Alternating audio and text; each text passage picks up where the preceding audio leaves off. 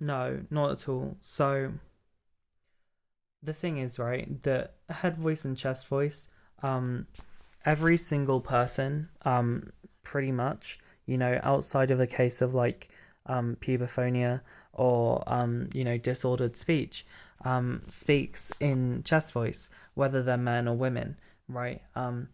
So when I say disordered speech, things that come to mind are like maybe, people like Lily Pichu, who speak in a very high head voice.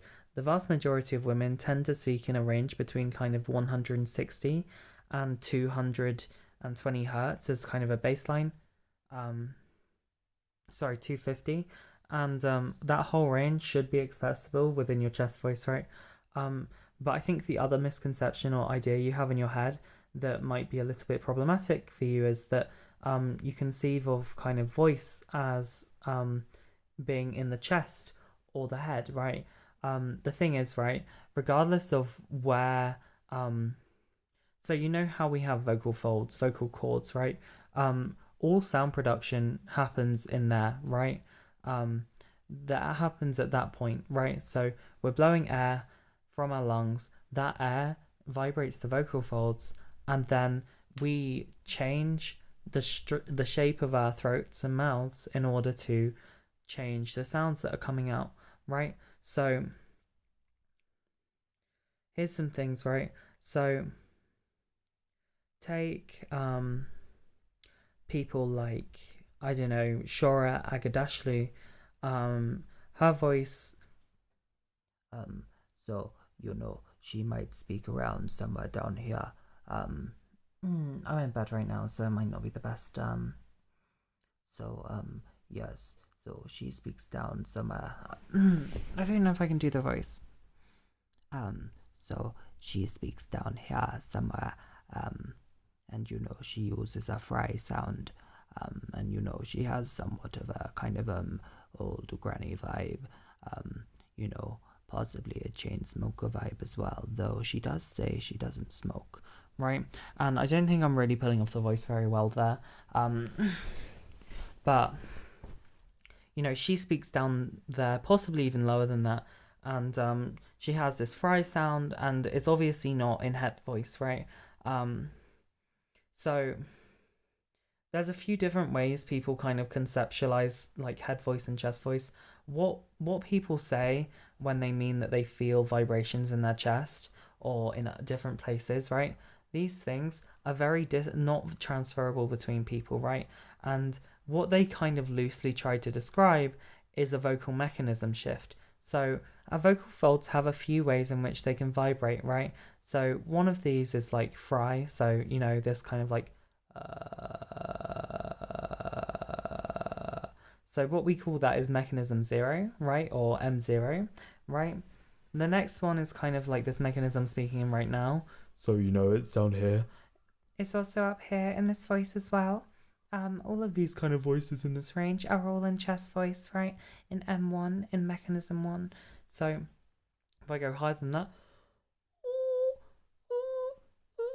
all that, M2, mechanism 2, head voice, or falsetto, whatever we want to call it. That's also M2. That one sound before I made just in the middle was M1. And then you've got M3 or whistle register. I don't know if I can produce that right now. Not while I'm lying down. Right, I was breaking between head voice and whistle there, which is why it sounded a little bit of a mess. I did a workshop earlier and my voice is a little bit fried. I suppose that's what happens when you speak for like 120 minutes straight, I guess. Aye. So what kind of factors do we really want to focus on when it comes to like, modifying vocal gender? So there's kind of three main factors, right? Um, so one of them is vocal weight. So if I'm speaking like this, then this voice has a low vocal weight. If I'm speaking like this, then this voice has a pretty high vocal weight. It kind of comes across as like more intense, more kind of buzzy, right? Um, I was kind of struggling right there. I don't know why I can't get to high vocal weights. Maybe if I like do this. Yeah, so this no, they're not really coming to me right now. But so that's one factor, vocal weight. So my voice freaking hates me. Low vocal weight. Oh, heavier vocal weight, right? So that's one variable. Another variable is ah, oh, right? So what I'm changing there is primarily resonance. The pitch is the same. The vocal weight might change a little bit, but the pitch is the same. So as we change that from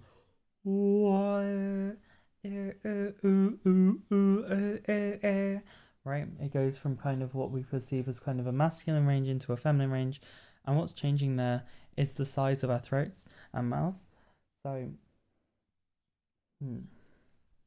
as we kind of go from kind of a bigger, more hollow space to a kind of smaller and kind of more full, brighter sound, right? It comes across as more feminine sounding, right? And so vocal weight plays a role here. If I increase vocal weight, then it kind of comes across as like more buzzy, and you might kind of still hear this as a firm sound, but like it sounds kind of off somehow, sounds kind of effortful, right? So we've got to be careful of these things, right? When we're kind of like using our voices, and we don't have to speak in a firm sound, but we do want to keep that vocal weight relatively low. So, you know, we don't have to speak like at a whisper or anything like that. In fact, if we have this kind of like whispery quality in there, it can also kind of be a sign that we're kind of got effort in our sound. We tend to bring in this kind of like kind of quality and this kind of quality when we're doing strenuous things. So often the people hear that and associate that with effort, right? People do use it in their voices, but when we use that sound to kind of we want to kind of use that in a sporadic and kind of why is my brain freezing? We want to use that in a sporadic, or not sporadic, but conscious and focused way, right? There's going to be times where it makes sense for us to have that kind of constricted quality. But for the most part, you don't really want to end up in it by accident. If you have a voice that sounds kind of like this, people might start to be like, why does it sound so like they're struggling to keep that voice going, right? And that can give it like, it puts your voice under more scrutiny, which generally speaking, when we're trying to pass, is not going to be the thing we want to do, right? So, yeah, if you can kind of move in the direction of a sound kind of like this, then that's a really good starting point. My preference personally is to play around on a kind of like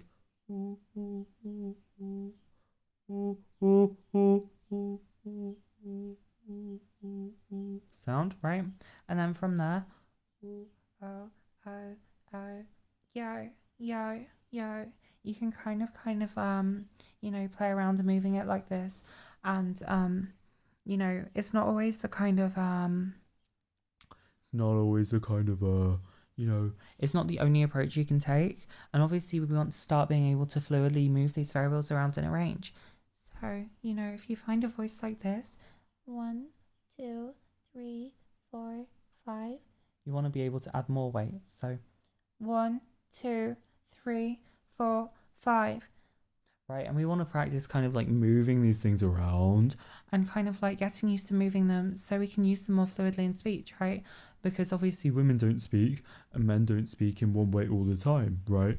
Most guys probably don't go around speaking like this, but if they're like, boys, lads, they might sound like that. So we've got to kind of, get used to kind of like moving the voice around a little bit more fluidly, and then, it'll kind of. So, examples of this, one of my preferred kind of things is my own mother thought I was a monster. She was right, of course, but still hurt, right? From Azula from Avatar or something like that, right? You can obviously find examples of people in real life doing similar things as well.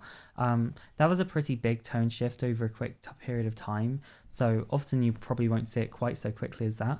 But we do want to practice using voices in a different kind of range, because obviously, women don't just make what we consider to be passing sounds. all the time, right? Sometimes a woman will do things like, "Oh yeah, I'm a real guy," or something like that to like take the mick out of somebody, right? Or something like that, right? And sound like this might be a little bit too low resonance, but if you kind of like, find a kind of middle ground, kind of like here, then it sounds like they're probably trying, right?